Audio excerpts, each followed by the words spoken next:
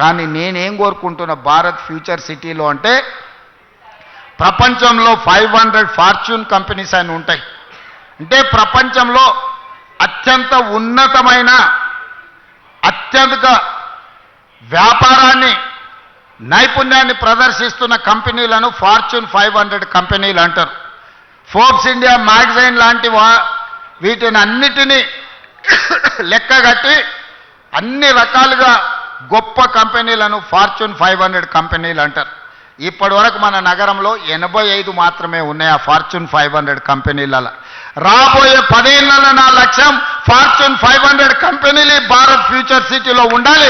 ప్రపంచంలో ఉండే ప్రతి కంపెనీ గొప్ప కంపెనీ ఫ్యూచర్ సిటీలో ఇన్వెస్ట్మెంట్ పెట్టే విధంగా ఫార్చ్యూన్ 500 కంపెనీలను మీ గ్రామానికి మీ ఊరికి తీసుకొచ్చి ఇదొక పెద్ద గొప్ప నగరంగా తీర్చిదిద్దే ప్రణాళికలు ఈరోజు మన ప్రభుత్వం చేస్తుంది. అందుకే మిత్రులారా, ఇందులో సహకరించండి. చిన్న చిన్న సమస్యలుంటే పరిష్కరించుకుందాం. కోర్టుకెళ్ళి సంవత్సరాల కొద్దీ తిరిగి అడ్వకేట్ల ఫీజులు ఇచ్చి రావాల్సిన నష్టపరిహారం మనకు రాకుండా పోతే ఈ ప్రాంతంలో భూముల రేట్లు కూడా ఎక్కడికి పెరిగిపోతాయో తెలియదు. ఆనాడు కూడా మీకు వచ్చే నష్టపరిహారం తక్కువ వస్తే మీరు ఏమీ కొనుక్కోలేని పరిస్థితి వస్తుంది. అందుకే ప్రభుత్వం ఉదారంగా మిమ్మల్ని ఆదుకోవడానికి సిద్ధంగా ఉన్నది. మీతో కూర్చొని మాట్లాడుకుందాం.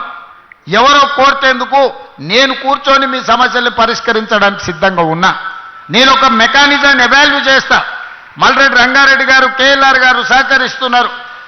అదేవిధంగా ఈ ప్రాంతంలో ఉండే ప్రజాప్రతినిధులను కూడా సహకరించమని నేను అడుగుతున్నా. వాళ్ళ సమస్యల్ని పరిష్కరిద్దాం. కోర్టులో చుట్లు తిప్పకండి.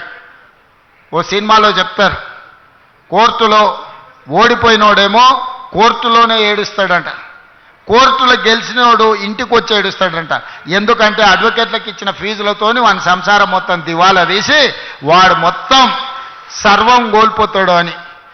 ఓడినోడు కోర్టులో వేస్తాడు, గెలిచినోడు ఇంటికి వచ్చి ఏడుస్తాడు. అట్లనే ఈరోజు మీరు న్యాయవాదులను బతికించడానికో లేకపోతే రాజకీయ పార్టీలు ఉసిగొల్పితే వాళ్ళ చిక్కుల్లో మీరు పడకండి. మీ కేసులను అన్నిటినీ సావధానంగా పరిష్కరించే విధంగా ఈ రంగారెడ్డి జిల్లా కలెక్టర్కు, అదేవిధంగా టీజీఐఏసీ ఎండి అధికారులకు నేను సూచనలు చేస్తున్నా. తక్షణమే వాళ్ళను పిలిచి కూర్చోబెట్టి వాళ్ళతో మాట్లాడి అమ్మికబుల్గా దీన్ని సెటిల్ చేసి వాళ్ళకు ఒక పరిష్కార మార్గం చూపించండి అని నేను అధికారులకు ఆదేశిస్తున్నా. మా పెద్దలు శ్రీధర్ బాబు గారు రంగారెడ్డి జిల్లా ఇన్ఛార్జ్ మినిస్టరు. ఈ ఫ్యూచర్ సిటీకే కాదు మొత్తం రంగారెడ్డి జిల్లాకు కూడా వారు ఇన్ఛార్జ్ మినిస్టర్. వారితో కూర్చోండి. మీరు కేఎల్ఆర్ గారో మల్రెడ్డి రంగారెడ్డి గారో లేకపోతే ఇక్కడ ఉండే కార్పొరేషన్ చైర్మన్ల సహకారం తీసుకొని కొద్ది మంది రైతులు అక్కడికి వెళ్ళి కూర్చొని అవుట్ ఆఫ్ కోర్ట్ సెటిల్మెంట్ చేసుకుందాం.